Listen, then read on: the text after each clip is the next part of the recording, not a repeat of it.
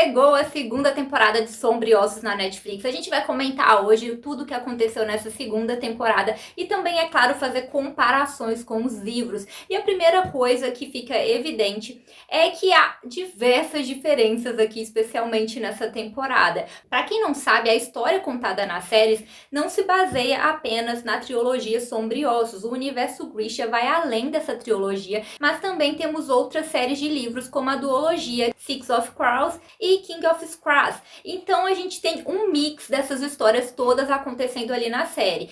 Aquela gangue ali do caso, né, os Corvos, eles não fazem parte da trilogia Sombriossos. Então isso já muda bastante a história, porque eles aparecem lá na primeira temporada. A série mantém características importantes desses personagens, como a história deles, né, o passado, as questões amorosas, mas há uma diferença. Afinal de contas, o enredo em si em que eles se encontram é diferente. Aqui eles estão inseridos em Sombriossos, sendo que isso não acontece nos livros. Então isso muda bastante a dinâmica, né, o enredo em que esses personagens se envolvem. Algo interessante nessa temporada é que a gente pôde ver um pouquinho mais do passado deles, né? Finalmente revelaram o passado do Cas, porque que ele tem aquela implicância, aquela raiva do P, que ele enganou ele e o irmão dele, e isso levou eles a ficar doentes, e o irmão dele veio a falecer por conta disso, então é por isso que ele tem essa raiva tão grande do P.E.K.K.A. Vimos também, né, o passado da Inej, a questão de ter sido traficada, o passado do Jasper, ele esconde o poder, porque a mãe dele morreu por causa do poder dela, então a gente conheceu um pouquinho mais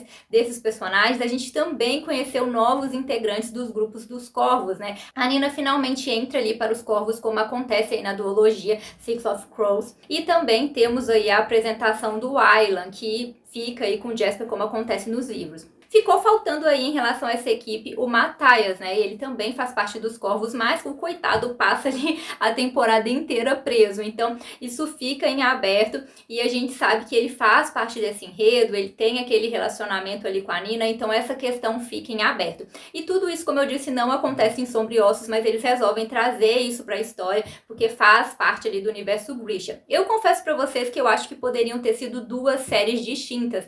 Eles poderiam ter optado por fazer a série Sombriossos, porque já tem muitos personagens ali e muitos personagens interessantes, e ter feito uma outra série baseada em Six of Crows, onde nós poderíamos ver melhor essa história do Cas, baseada ali mesmo nos livros, né, todos os Corvos. Eu acho que seria bem interessante e as pessoas gostariam muito, até porque são personagens muito ricos e carismáticos, e eles sendo inseridos aqui nessa série, tudo fica muito corrido, e os personagens que poderiam ter sido melhores trabalhados são trabalhados mais superficialmente, porque não dá tempo, gente, é muita coisa para acontecer ao mesmo tempo.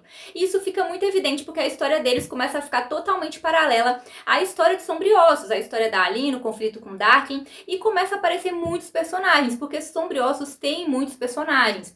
Que é quando a Alina conhece ali o Nikolai, porque entra em jogo a Tamar, o Tolya, e aí entram muitos personagens no livro, inclusive a equipe da Alina começa a crescer e crescer, então as coisas ficam muito amplas e eu acho que não tinha necessidade de misturar a história e poderiam ter feito séries separadas que ficaria genial, mas eles escolheram dessa forma. Então a gente tem aí o Nikolai aparecendo, é um personagem que eu gosto muito nos livros, ele é carismático e não é diferente aqui, né? Ele tem aquele jeitão, eu acho que ele é menos brincalhão aqui na série do que ele é nos livros, mas é um personagem super carismático. E tem também a Tamar e Tolya, que são super importantes ali nos livros, também são personagens que eu gosto bastante. Eu acho que eles ficaram mais apagadinhos aqui, principalmente por isso, porque foi um excesso de personagens e histórias para serem contadas ao mesmo tempo, então não dá para trabalhar todos os personagens, principalmente a Tamar ficou bem mais apagadinha aqui, e tivemos vários personagens retirados também, porque senão ia ficar gente demais para ser contada aqui nessa temporada. E além dessa alteração deles incluírem outras séries de livros, tem alteração no próprio livro, gente, na própria história Sombriossos. Eu acho que nessa temporada houveram muito mais alterações. A própria forma com que a Alina conhece ali o Nikolai é diferente, e isso por causa das alterações em relação ao Darklin. Eu não vou ficar citando para vocês todas as alterações do livro aqui, porque senão eu vou ficar um vídeo enorme aqui falando de muitas coisas, mas eu vou tentar citar para vocês as principais mudanças que eu acho que modificaram os personagens em si, modificaram eventos importantes para a história e acabaram afetando os personagens. E eu acho que a maioria dessas mudanças está relacionada ao Darklin. Isso porque eles tiram várias cenas em que o Darklin é cruel, digamos assim, em que ele mata pessoas, em que ele faz coisas. Várias dessas cenas são tiradas. Ainda lá na primeira temporada a gente tem a retirada da cena em que o Darkling joga o Mali do esquife nos livros para que ele seja comido por Volcras, enquanto a Alina grita ali. Essa cena é totalmente retirada e é isso que motiva a Alina no livro a reivindicar o poder dela do cervo novamente. E isso é totalmente diferente lá na primeira temporada. Inclusive, o Darkling tem um diálogo ali falando que o Mali morreria com o tempo, algo que vai totalmente contra os livros, já que ele ali mata mesmo as pessoas que ele tem que matar, e quando ele deixa vivo é porque tem algum interesse para ele. E várias outras transformações no enredo são feitas para poder minimizar, de certa forma, atos do Darkling. Não sei se vocês repararam, mas na temporada várias coisas que acontecem, eles culpam os Nechevôias, que são aqueles monstros de sombra. Então eles colocam o tempo todo o Darkling, eu não quero que isso aconteça, está fora do meu controle, e não é bem assim que as coisas são. O Darkling, ele chega ali naquele momento da festa, ele mata muitos Grishas, né? Os seus monstros matam muitos Grishas. Ele tem vários outros momentos, deixa a mãe dele cega. Aquele momento com a Jenny é totalmente diferente, faz parte desse enredo do Nikolai, porque o que acontece na série é que o Nikolai, que se apresenta no primeiro momento como corsário, ele foi responsável por pegar a Alina no momento em que o Darkling tinha capturado ela, que é uma cena importante no livro, porque um desses monstros do Darkling, ele fere a Alina, e é por isso que eles têm essa conexão ainda mais forte, por conta desse machucado da Alina, e nada disso acontece aqui na série. Então eles entram ali no navio do Nikolai, é assim que ela conhece ele num primeiro momento, e o Nikolai acaba traindo o Darkling, ajudando a Alina, e neste momento a Jenny acaba não intervindo e deixa a Alina fugir, e é por isso que ela é punida pelo Darkling, e não porque ela tentou fugir dele, e ele não fica se lamentando, eu fiz isso com a Jenny, o meu monstro fez isso com a Jenny, então não é nada assim, gente. Então eles minimizam muitas atitudes dele, a cena da morte da mãe dele é bem diferente. A mãe dele intervém não só para salvar a Alina, é um momento em que o Darkling acha novamente a Alina e outros Grishas, e ele já tinha feito a limpa ali no palácio, matando muitos Grishas. Ele que diz o tempo todo, né, que quer defender os Grishas, mas ele mata um monte de Grisha no livro, que fica claro que, na verdade, ele não aceita ser contrariado e tem essa sede pelo poder. Então, todo mundo que se levanta contra ele, ele mata, sendo Grisha ou não, lá no livro. Aqui na série, eles ficam minimizando essas atitudes dele a todo momento. Quando a mãe dele morre ali, ele chora, não é ele que quis matar a mãe dele, não é isso que acontece no livro. Então, as cenas são bem diferentes, e eu acho que isso acontece por dois motivos. Primeiro, para não tornar a série tão pesada, apesar de que no final ali teve umas cenas de morte ali mais pesadinhas, mas em relação ao Darkling eles não colocam. Então eu acho que primeiro para não ficar tão pesado assim, e segundo para que o Darkling não vire um grande vilão, né, não fique tão vilanizado. Então eles minimizam bastante as atitudes dele aqui na série, que eu acho que acabam humanizando ainda mais o personagem e trazendo o público mais pro lado do Darkling, fazendo com que gostem mais dele. Então tem muitas alterações no enredo em relação às atitudes do Darkling. Em contrapartida, temos o Mali, também temos alteração em relação ao Mali.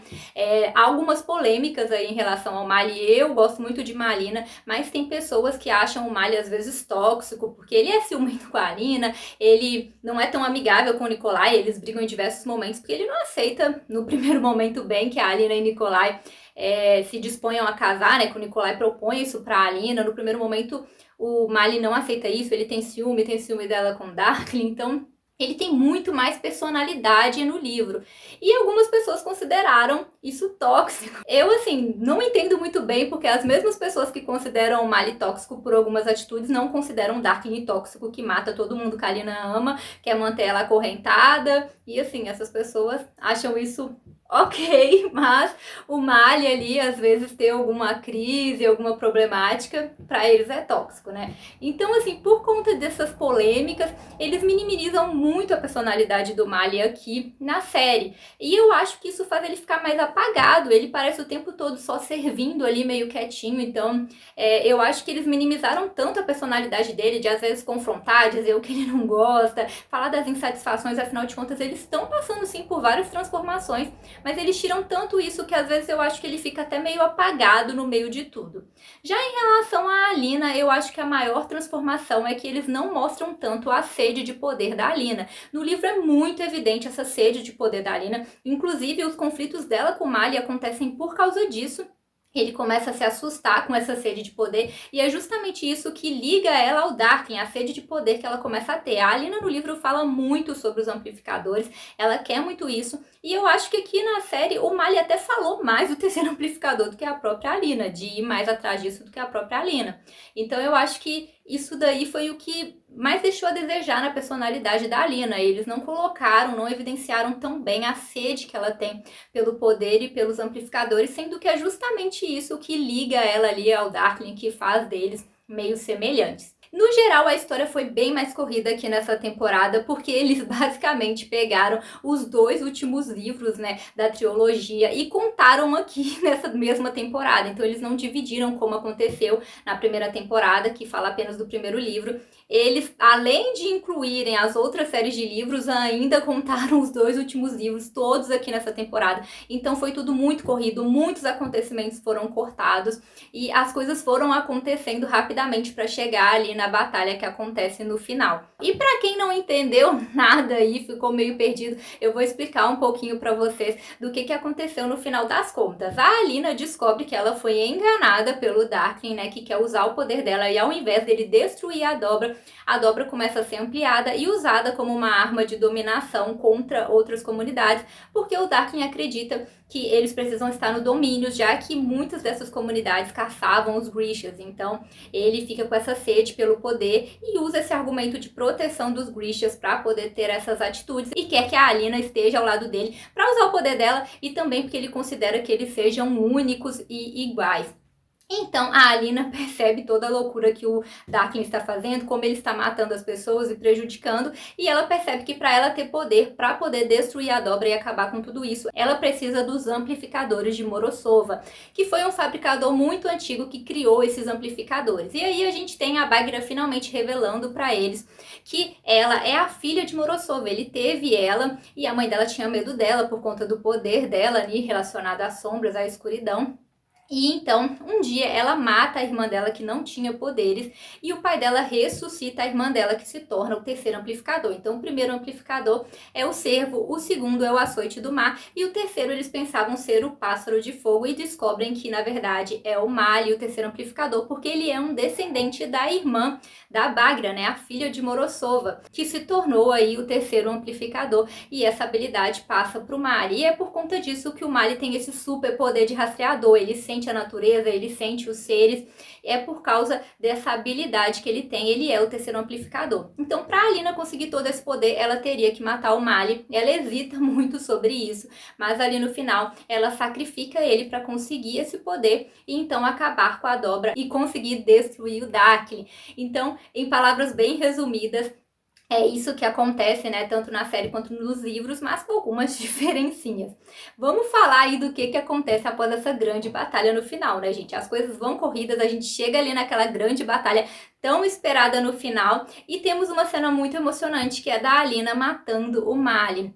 Essa cena eu achei muito bonita, como eles construíram ela ali na série, acho que foi bem legal. E tem uma grande diferença para os livros nesse momento, porque quando a Alina mata o Mali nos livros, a Alina perde o poder dela. Então ela não consegue ali usar o poder como ela esperava para destruir a dobra e o Darkling e tudo. É diferente do que ela esperava, o poder passa para outras pessoas que estavam na batalha, e a Alina perde o poder dela, ficando com aquele vazio, e em seguida ela mata o Darkling. Inclusive, quando ela perde o poder dela, o Darkling fica chocado e fala com ela: agora você não é nada. Porque para ele, a Alina era alguém por causa do poder. Eles eram iguais por causa do poder, porque eles eram únicos. Então ele fica super decepcionado quando ela perde o poder e se sente sozinho. E eles mudaram bastante isso aqui na série. Dá pra ver que agora eles estão caminhando por um caminho totalmente diferente dos livros, né, de Sombra e Ossos.